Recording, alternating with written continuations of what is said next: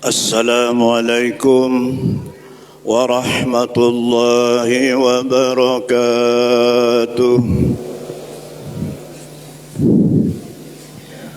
Allahu Akbar, Allahu Akbar, Allahu Akbar, Allahu Akbar, Allahu Akbar. Asyhadu an la ilaha illallah. Asyhadu an la ilaha illallah. Asyhadu an la ilaha illallah.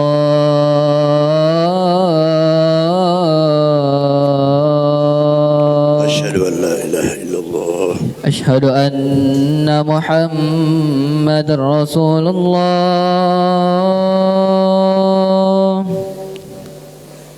Asyhadu anna Muhammadar Rasulullah. Asyhadu an la ilaha. Hayya 'ala shalah. La haula. Hayya 'ala salah.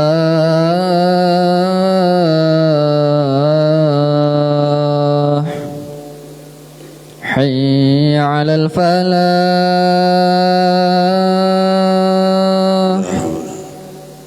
حي على الفلاح.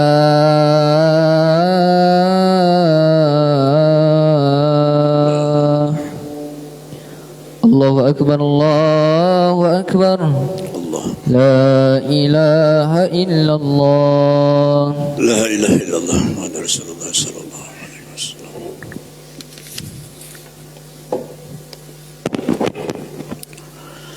Alhamdulillah. Alhamdulillahi allazi khalaqas samawati wal ard. Khalaqas samawati wal ard wa ja'ala az-zulumati wan nur. Ashhadu an la ilaha illallah wahdahu la syarika lah. Wa ashhadu anna sayyidana Muhammadan abduhu wa rasuluh. La nabi ba'dah. Allahumma salli wa sallim ala sayyidina Muhammadin an-nabiyil ummi wa ala alihi wa sahbihi ajma'in. Amma ba'du fa ya ayyuhal hadirun. A'udzu billahi minasy syaithanir rajim. Bismillahirrahmanirrahim. يا أيها الذين آمنوا اتقوا الله ولتنظر نفس ما قدمت لغد واتقوا الله إن الله خبير بما تعملون. وقال تعالى أيضا أعوذ بالله من الشيطان الرجيم بسم الله الرحمن الرحيم إنا أعطيناك الكوثر فصل لربك وانحر إن شانئك هو الأبتر. والخلفاء الراشدين عمر بن الخطاب hasibu anfusakum qabla an tuhasabu. Saudara-saudaraku kaum muslimin, sidang jamaah Jumat yang dimuliakan Allah. Pertama dan utama sekali, di tempat yang mulia ini, di Masjid Nur Hidayah, mudah-mudahan cahaya petunjuk Allah sesuai nama masjid ini tercurah bagi kita semua. Apabila cahaya nur telah bersemayam di dalam diri kita masing-masing, niscaya keenakan, keindahan, ketaatan beribadah kepada Allah insya Allah mudah dan ringan kita kerjakan. Karena apa? Karena kita telah mendapatkan hidayah itu. Hidayah itu tidak bisa datang dengan sendirinya. Kita harus berusaha, kita harus berupaya mendapatkan hidayah dari Allah Subhanahu wa taala. Amin ya rabbal alamin. Salawat teriring salam kita persembahkan kepada junjungan kita Nabi besar Muhammad sallallahu alaihi wasallam dengan ucapan Allahumma salli ala sayyidina Muhammad wa ala ali Muhammad. Sepaatnya insyaallah tercurah bagi kita semua. Saudaraku yang dimuliakan Allah, kita ini dosa banyak, kesalahan banyak, macam-macam yang kita lakukan di atas dunia ini. Kalaulah kita tidak memperbanyak salawat, tentu syafaat Allah, syafaat Rasulullah tidak akan kita dapati. Dengan syafaatlah salah satu jalan yang bisa menolong kita dari kezaliman, dari dosa dan semuanya itu. Kita berharap kita semua mendapatkan syafaat Rasulullah sallallahu alaihi wasallam. Saudaraku yang dimuliakan Allah, pada pengantar khutbah hari ini, rukun khutbah pada hari ini, khatib telah menyampaikan surah Al-Hasyr 18. Hai orang-orang yang bertakwa, hai orang-orang yang beriman, hendaklah setiap kita, hendaklah setiap pribadi mempersiapkan diri untuk apa yang telah kita kerjakan, apa yang telah kita persiapkan untuk menghadapi menjalani hari esok yang lama dan panjang itu. Ingat saudara-saudaraku yang memuliakan Allah, betapa lama kehidupan di dalam kuburan. Kalau kita tidak bawa bekal yang banyak dari atas dunia ini, niscaya hina dan celakalah kita di dalam kuburan kelak. Salah satu kunci, apabila di dalam kuburan kita selamat, sukses, aman dan bahagia, insya Allah di perhitungan, di hisab berikut-berikutnya, yaumil misar, pada penimbangan dosa dan pahala, akhirnya menuju surga Allah Subhanahu wa taala, aman yang kita jalani. Saudara-saudaraku yang dimuliakan Allah, Allah mengetahui apa-apa yang telah kita kerjakan. Saudara-saudaraku yang dimuliakan Allah, apabila Allah memperlihatkan keindahan agama, keindahan ibadah itu dengan ganjaran-ganjarannya, ganjaran surga dan lain-lainnya, maka tidak satu pun di antara kita ini yang merasa lelah beribadah. Kita tetap semangat beribadah. Karena apa? Karena telah diperlihatkan oleh Allah Subhanahu wa taala betapa indahnya balasan perbuatan ibadah pada Allah itu. Tapi sebaliknya ingat, apabila Allah perlihatkan api neraka dan kejahatan dan hukuman-hukuman lainnya kepada kita, niscaya kita semua merasa lemas dan tidak akan melaksanakan perbuatan dosa itu. Oleh karena itu, saudara-saudaraku yang dimuliakan Allah, mari kita berikhtiar, berupaya untuk melaksanakan ibadah sebaik mungkin sampai ajal menjemput kita. Amin ya rabbal alamin. Saudara-saudaraku kaum muslimin yang dimuliakan oleh Allah, ada minimal 4 amalan utama yang membuat hidup kita tenang, insya Allah senang di dunia dan senang pula di akhirat kelak. Yang pertama, hati. Saudara-saudaraku yang dimuliakan Allah, bila hati tidak ditata dengan baik, bila hati masih menyimpan rasa dendam, rasa sombong, angkuh, iri, dengki, maka niscaya ketenangan hidup tidak akan kita capai dan tidak akan kita dapatkan.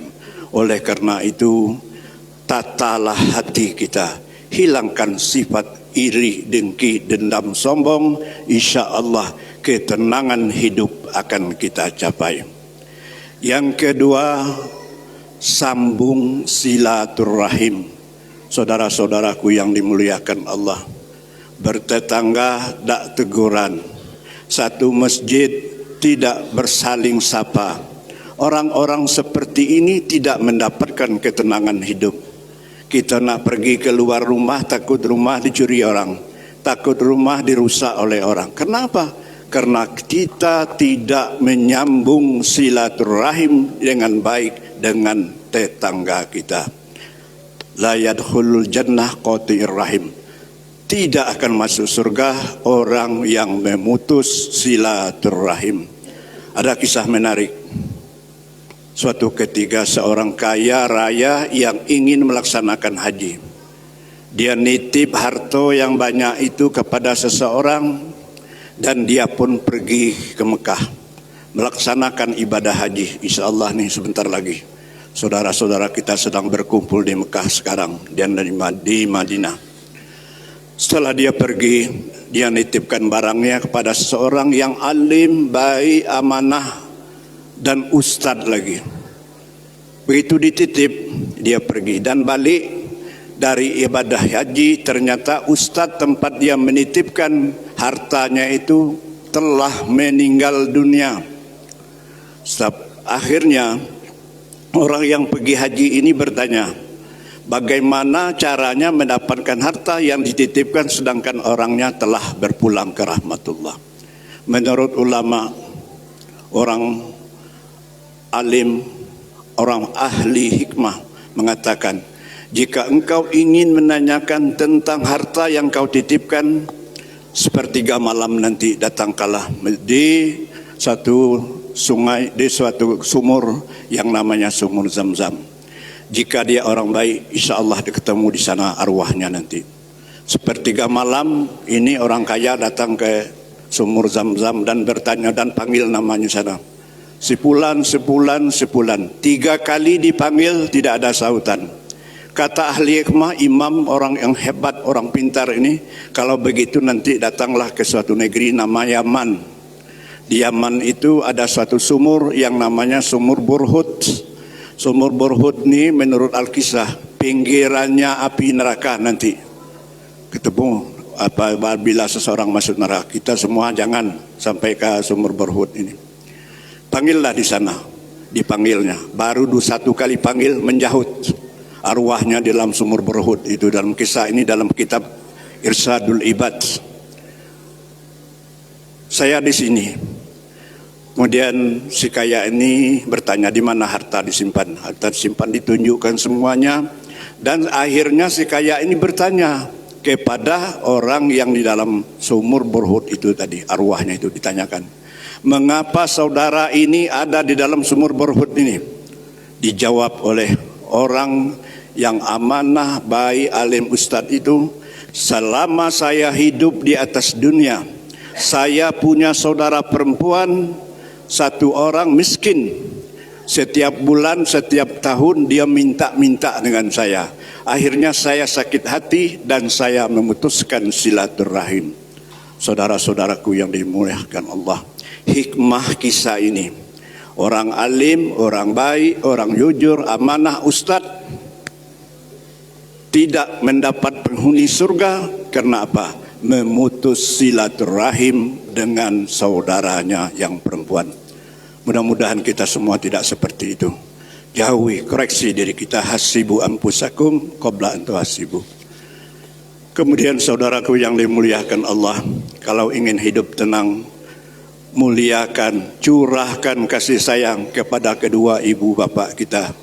Tanya kepada diri kita, kita seperti ini karena apa? Tidak lain, salah satu penyebab kita sukses, kalau ingin bahagia sukses, bahagiakan kedua ibu bapak kita. Muliakan mereka, kasihani mereka. Dia tidak minta apa-apa, tetapi dia ingin dihormati, dihargai selaku seorang tua. Fala taqul lahuma uff wa la tanharhuma wa qul lahuma qawlan karima. Jangan berkata kasar kepada kedua ibu bapa. Yang terakhir, dekatkan diri dengan Allah Subhanahu wa taala. Sekarang lebih kurang 4 hari lagi kita berpisah dengan bulan Zulqa'dah dan masuk bulan Zulhijjah. Salah satu ibadah yang sangat dicintai oleh Allah adalah berkurban. salah satu ibadah untuk mendekatkan diri kepada Allah adalah berkurban. Saudara-saudaraku yang dimuliakan Allah, kita belum tahu apa kita bisa berkurban tahun besok. Kalaulah ada rezeki tahun ini, berkurbanlah. Hadis mengatakan, barang siapa yang diberi kelapangan rezekinya oleh Allah, tetapi dia tidak mau berkurban, jangan engkau dekati masjidku atau musollaku. Diancam oleh Rasulullah tidak boleh mendekati masjidnya. Itu bahaya sekali Bapak dan Ibu. Di hadis yang dhaif yang lain, hendaklah dia mati dalam keadaan Yahudi dan Nasrani. Oleh karena itu saudara-saudaraku yang dimuliakan Allah, jika ada kelapangan, berkorbanlah. Insya Allah akan diganti oleh Allah Subhanahu wa ta'ala. Orang yang berkorban dicintai Allah, dapat menghapuskan dosa, bulu-bulunya dan semua apa yang kita korbankan itu menjadi amal ibadah untuk hari besok kita. Sekali lagi kepada diri saya sendiri dan kepada kita semua, jika mampu berkorbanlah. Jika belum niatkan, tahun besok kita bisa berkorban. Apabila kita punya, kita tidak berkorban, duit yang ingin kita simpan yang tidak dikorbankan itu, dia akan keluar dengan sendirinya, bahkan keluar lebih banyak lagi dengan caranya sendiri. Bermacam-macam hal yang menimpa diri kita karena kita lokek dengan diri sendiri dan lokek ibadah kepada Allah Subhanahu wa ta'ala. Demikian khutbah singkat hari ini. Mudah-mudahan Allah Subhanahu wa ta'ala, Tuhan yang Maha Kuasa, memberikan taufik dan hidayahnya kepada kita, melembutkan hati kita. Mari kita laksanakan korban. Barakallahu li wa lakum fil Qur'anil azim, wa nafa'ni wa iyyakum bima fihi minal ayati wa zikril hakim, wa taqabbala minni wa minkum tilawatahu innahu was-sami'. اللهم صل على سيدنا محمد وعلى آل سيدنا محمد. الحمد لله الذي خلق الإنسان في أحسن تقويم ثم رددناه أسفل سافلين إلا الذين آمنوا وعملوا الصالحات. أشهد أن لا إله إلا الله وحده لا شريك له وأشهد أن سيدنا محمدا عبده ورسوله. اللهم صل وسلم على سيدنا محمد النبي الأمي وعلى آله وصحبه أجمعين. أما بعد فيا أيها الناس اتقوا الله حق تقاته ولا تموتن إلا وأنتم مسلمون. وقال تعالى إن الله وملائكته يصلون على النبي يا أيها الذين آمنوا صلوا عليه وسلموا تسليما. اللهم صل على سيدنا محمد وعلى آل محمد كما صليت على إبراهيم وعلى آل إبراهيم وبارك على محمد وعلى آل محمد كما باركت على إبراهيم وعلى آل إبراهيم في العالمين إنك حميد مجيد. اللهم اغفر للمؤمنين والمؤمنات والمسلمين والمسلمات الأحياء منهم والأموات. ربنا هب لنا من أزواجنا وذرياتنا قرة أعين واجعلنا للمتقين إماما. ربنا آتنا في الدنيا حسنة وفي الآخرة حسنة وقنا عذاب النار. عباد الله إن الله يأمر بالعدل والإحسان وإيتاء ذي القربى وينهى عن الفحشاء والمنكر والبغي يعظكم لعلكم تذكرون ولذكر الله أكبر. أقيموا الصلاة.